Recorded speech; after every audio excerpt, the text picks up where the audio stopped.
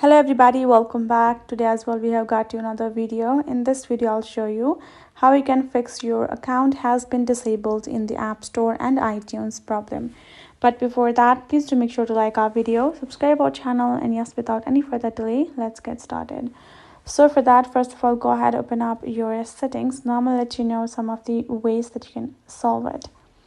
First thing first, check out the billing address of your particular Apple ID. If that is a incorrect one, then that could cause the problem.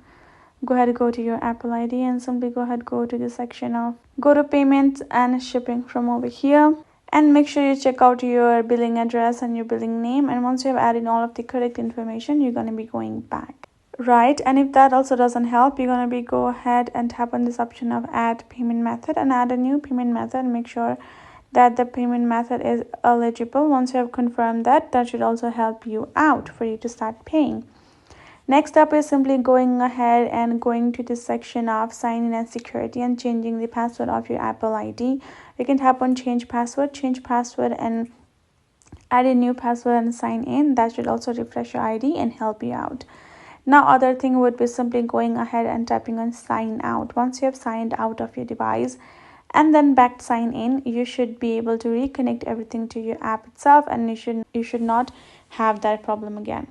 That is how you can solve it. So hope this video helped. Thank you so much for watching. I'll see you guys in our next video.